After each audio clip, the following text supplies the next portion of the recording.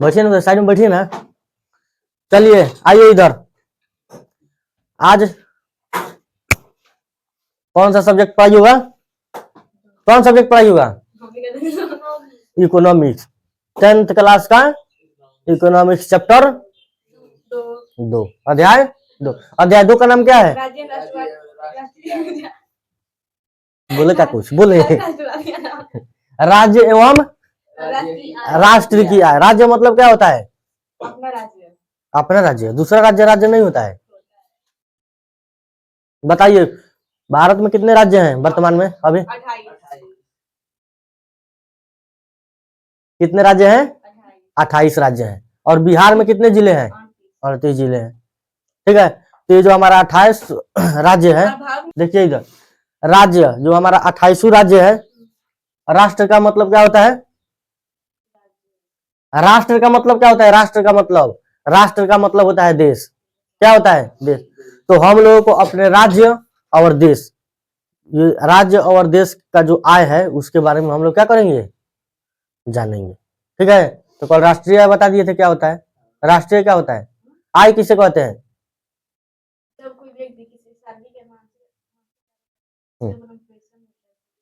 उसे आय कहते हैं। क्या कहते हैं? आय कहते हैं। देखिए इधर पहले हम लोग आय समझ लें।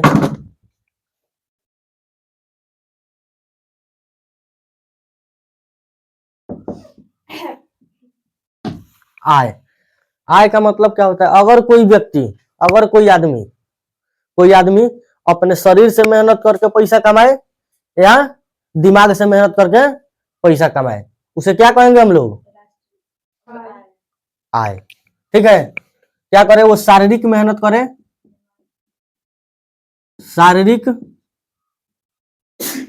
शारीरिक मेहनत, और दूसरा मानसिक कार्य करे। शारीरिक मेहनत से कोई कार्य करे या मानसिक से, अपने दिमाग से कोई कार्य करे, उसके बदले में जो उसको परिश्रमी मिलता है। परिश्रमी का मतलब क्या होता है? कार्य के बदला में जो धन मिलता है, कोई वस्तु मिला या कोई पैसा दिया, तो उसको हम लोग क्या कहेंगे? परिश्रम कहेंगे कि आय कहेंगे? आय कहेंगे, आय कहेंगे।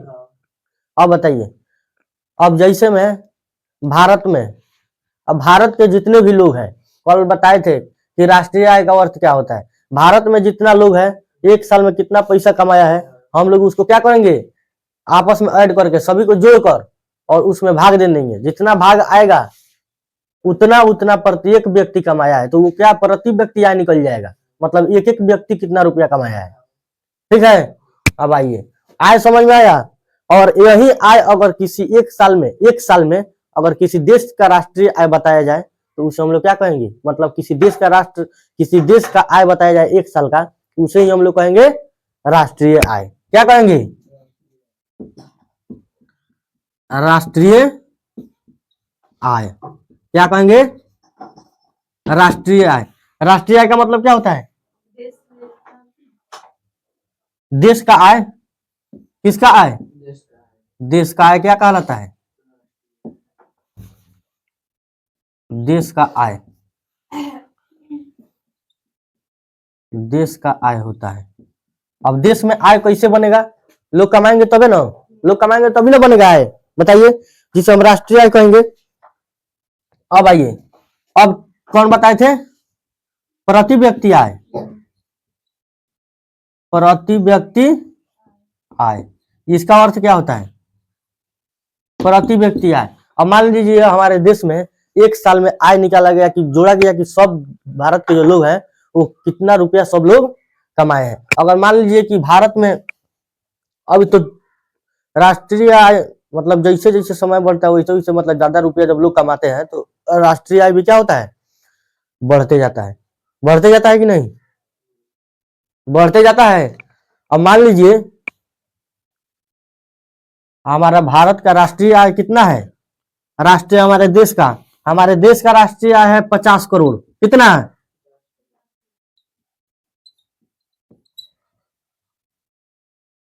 कितना है? 50 करोड़। ठीक है, कितना है? 50 करोड़ हमारे भारत में आदमी है, लेकिन अभी 146 करोड़ है। 46 करोड़ जनसंख्या। भारत की जनसंख्या कितनी है? भारत की कुल जनसंख्या 146 करोड़। ठीक है, अब मान लीजिए कितना हमारा भारत का राष्ट्रीय आय कितना है? 50 करोड़। ठीक है, और हमारे देश में जो लोग हैं कार्य करने वाले वो कितने हैं? 10 लाख। कितना? 3 3 6 कितना लोग हैं? 10 लाख। अब 6 से 6 को जीरो काटिए, 6 से 6 को जीरो, बताइए कितना बचा? 500 बचा। 500 कितना बचा? 500। तो ये हमारा 500 क्या हो गया? 500 रुपया क्या हो गया? 500 रुपया क्या हो गया? प्रति व्यक्ति है। मतलब भारत के एक एक व्यक्ति कितना रुपया कमाया है? 500 रुपया। और ये औसतन वैल्यू है, ऐसा नहीं है कि भारत का सभी व्यक्ति 500 रुपया कमाया है, ऐसा है। क्योंकि भारत का कोई 10,000 महीना कमाता है, कोई 5,000 कमाता है। 5,000 तो अब 5,000 का जमाना गया। 10,000, 15,000, 20,000 कमाता है कि नहीं? अरे तो डेली बेस का ना होगा, डेली मिलेगा 200-300 रुपया। अगर मान लीजिए डेली 300 रुपया मिलेगा तो महीना का 9,000 हुआ ना। तो मंथली पैसा मिलता है हमारे देश में, हमारे यहाँ मंथली मिलता है कि नहीं, बताइए। अब वही एक मान लीजिए कोई आदमी 300 डेली कमा रहा है, कितना? 300 डेली कमा रहा है, तो 300 डेली कमाएगा तो एक महीना में कितना होगा? 9,000 रुपया होगा। 9,000। और हमारे यहाँ एक साल में कितना दिन होता है? 365 दिन। महीना कितना होता है? 12। तो 12 में 9 से गुना कीजिएगा 9,000 में। 12 नवा आए 12 नवा कितना होता है? 12 नवा 12 ठीक 112। वाह, 12 नवा 108। 12 नवा 108। कितना रुपया हो गया? कितना रुपया हो गया? 10 8 18,000 रुपया हो गया। कितना हो गया? 18,000। तो 1,08,000 कितना हुआ? एक साल का हुआ उसका रुपया। कितना? एक साल में कितना कमाया? और कोई व्यक्ति एक दिन में 300 रुपया कमा रहा है तो साल में कितना कमाएगा? 1,08,000 रुपया कमाएगा। और वो तो एक आदमी का हो गया, लेकिन हमारे देश में कितना आदमी है? मान लीजिए 146 करोड़ है, तो 146 करोड़ जनसंख्या में सब कोई कमाने वाला नहीं होगा। उसमें बूढ़ा व्यक्ति भी शामिल हो जाएगा, युवा व्यक्ति भी शामिल हो जाएगा, बच्चा भी उसमें शामिल हो जाएगा। सब कोई काम थोड़ी कर रहा है, नहीं कर रहा है। अब मान लीजिए 1800 ऊपर, 1800 ऊपर भी अभी कितना जो पढ़ रहा है, जो पढ़ने वाले बच्चे वो अभी कमाते थोड़े हैं, नहीं कमाते, तो उनको अलग छाट कर चला जाएगा। मतलब जो आदमी कमाएगा उसी का हम लोग क्या निकालेंगे? आय निकालेंगे। और सभी को आपस में जोड़कर जनसंख्या, जितना जनसंख्या ने काम किया है, जितना आदमी ने काम किया है उससे भाग दे देंगे, तो क्या निकल जाएगा? हमारा प्रति व्यक्ति आय। तो प्रति व्यक्ति आय का सूत्र क्या होता है? राष्ट्रीय आय बटा कुल जनसंख्या। राष्ट्रीय आय बटा कुल जनसंख्या, कुल जनसंख्या। प्रति व्यक्ति आय का सूत्र बताओ। प्रति व्यक्ति आय का सूत्र राष्ट्रीय आय बटा कुल जनसंख्या। कितना? बताइए, बताइए। आप क्या नहीं बोल रही है? आप क्या नहीं बोल रही हैं? आप नीचे कर रही हैं, बताइए। फिर कह देंगे कुछ, बस बोले कहे कुछ आ रहा है, आपका भी आएगा थोड़ा थोड़ा। नाम रख देंगे हम नाम रख देंगे। नाम ऐसा नाम ना हो खेला। चलिए अब इसको मिटका दें।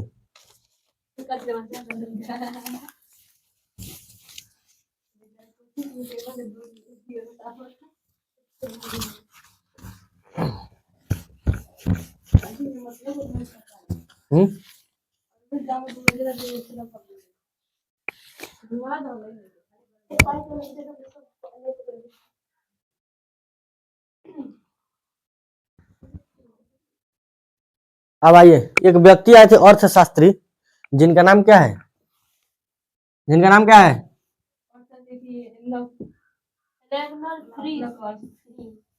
रेगनर नॉर्क्स। रेगनर नॉर्क्स, विंटर में पढ़ना है। रेगनर फ्रीस को अर्थशास्त्र को 2 भागों में बांटा था उसमें, व्यष्टि अर्थशास्त्र, समष्टि अर्थशास्त्र। इसमें देखिए रेगनर नॉर्क्स ये क्या थे? अर्थशास्त्री थे। इन्होंने क्या कहा था कि गरीबी गरीबी को जन्म देती है, अब गरीबी गरीबी को जन्म कैसे देगी बताइए, गरीबी गरीबी को जन्म कैसे देती है। हाँ देखिए, अगर मान लीजिए कोई गरीब घर से कोई लड़का है, उसका शादी हो गया, ठीक है, क्या हो गया, शादी हो गया, समझ रही है, शादी हो गया। अब मान लीजिए लड़का जिसका शादी हुआ है वो महीना में कमा रहा है 10,000 का महीना, ठीक है, 10,000 का महीना कमा रहा है, उसका शादी हो गया, शादी होने के बाद 2-3 साल के बाद उसका बच्चा हुआ, अगर बच्चा होगा और बच्चा हो गया उसके बाद वो तो 4 साल के बाद क्या हो जाएगा, 4-5 साल के बाद वो पढ़ने लायक हो जाएगा, उसका एडमिशन कराना पड़ेगा पढ़ाने के लिए, करना पड़ेगा कि नहीं। अब मान लीजिए वो 10,000 का महीना कमा रहा है, अगर उसके परिवार में 7-8 आदमी है, कितने आदमी है, 7-8 आदमी, तो उस परिवार का खर्चा भी चलाना है कि नहीं, उस बच्चा का भी अब एक और एक्स्ट्रा आ गया झुनझुना उसका भी खर्चा चलाना है कि नहीं। तो पैसा मान लीजिए 10,000 में वो क्या क्या करेगा, जैसे जैसे वो बच्चा बढ़ेगा, मतलब उसकी उम्र बढ़ेगी तो उसमें और ज्यादा खर्चा बढ़ेगा।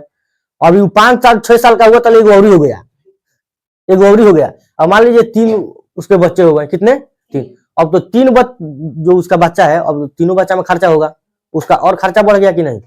तो अगर वो 10,000 रुपये वो कमाएगा, कैसे परिवार को चलाएगा, दिक्कत होगी कि नहीं बताइए। नहीं होगा, एक तो पहले से गरीब था, 3 बच्चा और एक्स्ट्रा हो गया, और उसमें भी खर्चा की जरूरत है, ठीक है, तो मतलब सभी संसाधन मतलब पूरा नहीं हो पाएगा, जितना भी आवश्यकता वाली चीजें हैं वो क्या होंगी, पूरी नहीं होगी, ठीक है। तो गरीबी गरीबी को जन्म देगी कि नहीं, लेकिन गरीबी गरीबी को जन्म नहीं दे उस अवस्था में क्या करना पड़ेगा, देखिए कम बच्चे को जन्म दे, मान लीजिए अगर किसी घर में 5 बच्चे हैं और किसी घर में 2 बच्चे हैं, ठीक है, तो अगर जो खर्चा हम 5 बच्चा में कर रहे हैं वही खर्चा हम 2 बच्चा में करेंगे तो आगे बढ़ेगा कि नहीं, बढ़ेगा कि नहीं। अगर मान लीजिए वो जो 5 बच्चा है, 5 कितना, किसी परिवार में कितना बच्चा, किसी व्यक्ति कितना बच्चा है 5, और किसी व्यक्ति का 2 बच्चा है, कितना, 2, ठीक है। अगर ये जो जिस परिवार में 5 बच्चा है, जिस व्यक्ति का 5 बच्चा है, वो मान लीजिए प्राइवेट स्कूल में अगर पढ़ाएगा, प्राइवेट स्कूल में अगर 500 का महीना देना होगा तो कितना पुग जाएगा, 2500 होगा, 2500 होगा। लेकिन ये जिस व्यक्ति का 2 बच्चा है वो भी प्राइवेट में अगर पढ़ाएगा कितना होगा, 1,000 रुपया। इसके तुलना में ये कितना आगे है, इसके तुलना में ये कितना आगे है, 1500 प्लस है, कितना, 1500 प्लस। अब ये जो इसका 1500 रुपया बचा, ये अन्य काम में खर्च कर सकता है कि नहीं, कर सकता है, लेकिन इसके लिए अगर कोई काम आएगा करने के लिए 1500 रुपया की जिसमें जरूरत हो, तो ये क्या कर पाएगा, नहीं कर पाएगा। तो सबसे जरूरी है क्या, शिक्षा, सबसे जरूरी क्या है, शिक्षा। अगर जिस परिवार में शिक्षा नहीं रहेगा तो ये बच्चा पर बच्चा होगा सब, वही फिर और गरीबी बढ़ते जाएगी,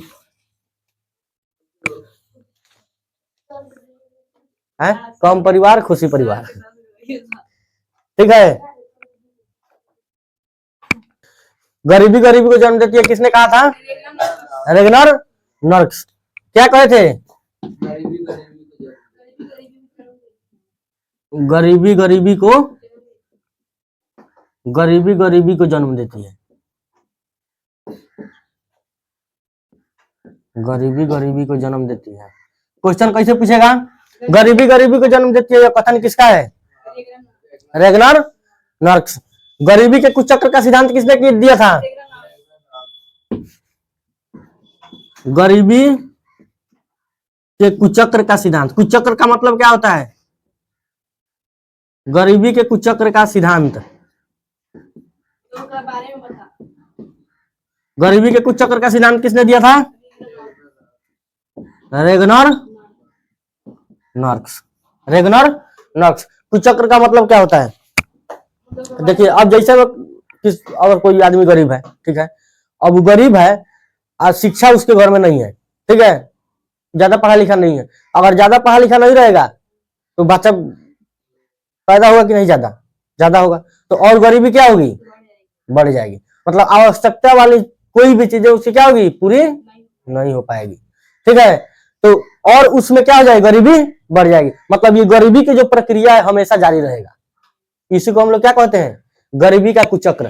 वो जो गरीबी का चक्र है वो हमेशा क्या रहेगा, चालू रहेगा, चलते रहेगा, खत्म नहीं होगा। और जब तक खत्म नहीं होगा जब तक उस परिवार में शिक्षा नहीं दिया जाएगा। ठीक, अब आइए आइए इधर। भारत का हमारा जो राष्ट्रीय आय था 2008 से 9 में, अब राष्ट्रीय आय का भारत का आय पढ़ लेंगे, उसके बाद बिहार का आय पढ़ेंगे। ठीक है, अब आइए इधर।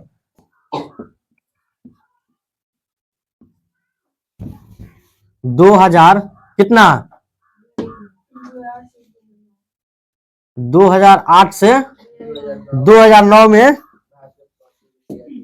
भारत का प्रति व्यक्ति है, किसका,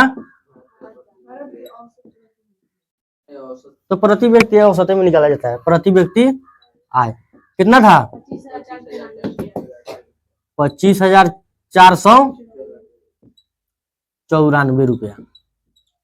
ये क्या है, हमारे राज्य का आय है कि देश का आय है, प्रति व्यक्ति आय है, देश का प्रति व्यक्ति आय कि राज्य का प्रति व्यक्ति आय कि जिला का प्रति व्यक्ति आय, देश का, किस देश का, हमारे भारत का प्रति व्यक्ति आय। और कब था, 25,494 रुपया जो है ये भारत का प्रति व्यक्ति आय कब था, किस समय में निकाला गया था इतना, 2008 से 2009 के बीच। ठीक है, कब से कब के बीच, 2008 से 9 के बीच। अब बताइए, अब बिहार का प्रति व्यक्ति आय 2005 से 6 के बीच, 2005 से 6, 2005 से 6 के बीच भारत का प्रति व्यक्ति आय कितना था, कब, 2005 से कितना, 2005 से 6 में बिहार का प्रति व्यक्ति, हमारा जो राज्य बिहार है उसका प्रति व्यक्ति आय निकाला गया था। कब, किस, 2005 से 2006, एक साल का प्रति व्यक्ति आय निकाला जाता है, प्रति व्यक्ति निकाला जाता है, मतलब एक साल का आय निकाल दिया जाता है, उसमें भाग दे दिया जाता है कि कितना कौन व्यक्ति कितना रुपया कमाया है, वो हो जाता है क्या, प्रति व्यक्ति आय। 2005 से 6 में बिहार का प्रति व्यक्ति आय, किसका, बिहार का प्रति व्यक्ति आय, बिहार का प्रति व्यक्ति कितना था, 6,610 रुपया।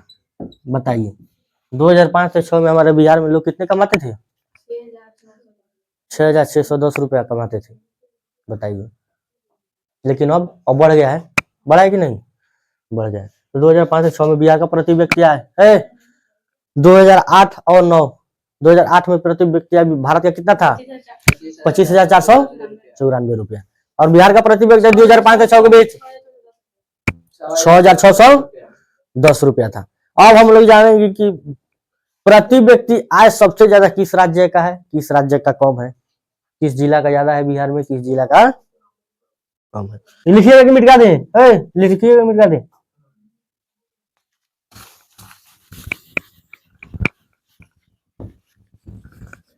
चलिए आइए, अब आइए, कहाँ आइए,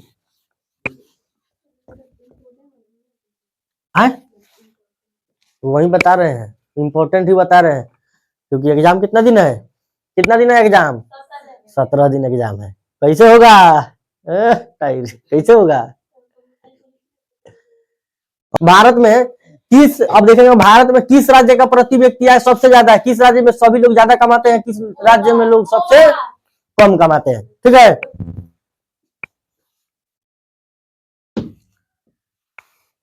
किस राज्य का सबसे ज्यादा प्रति व्यक्ति आय है, बताइए, गोवा।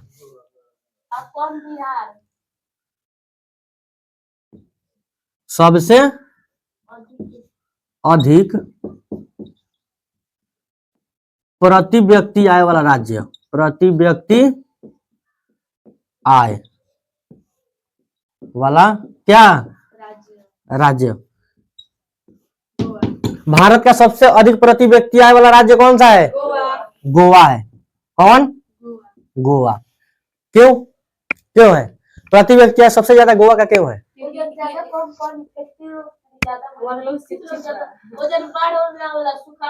सबसे पहले तो यहाँ पे शिक्षा बहुत ज्यादा है, अधिक है।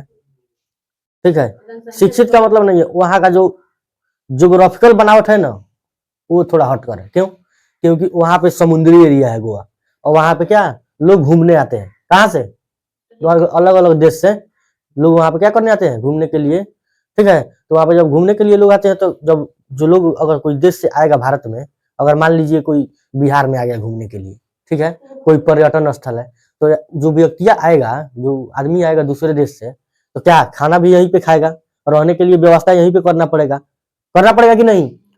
वो आएगा तो पैसा देगा, अपना भाड़ा देकर रहेगा, खाना पीना खाएगा। तो जिस क्षेत्र में पर्यटन स्थल है, वहां उस क्षेत्र के जितने भी व्यक्ति है ना, उन लोगों को क्या करना पड़ता है, मतलब इधर उधर भटकना नहीं पड़ता है पैसा वैसा के लिए, वहीं पे अपना बिजनेस कर देगा, कमाएगा, बहुत बढ़िया कमाएगा।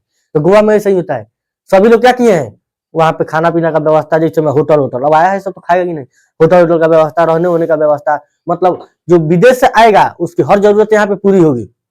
जहाँ पे आएगा उसको हर जरूरत पूरी होगी, तब ना घूमने जाएगा, तब उसको आसान होगा कि नहीं हम यहाँ पे जा रहे हैं, हमको दिक्कत नहीं हो रहा है।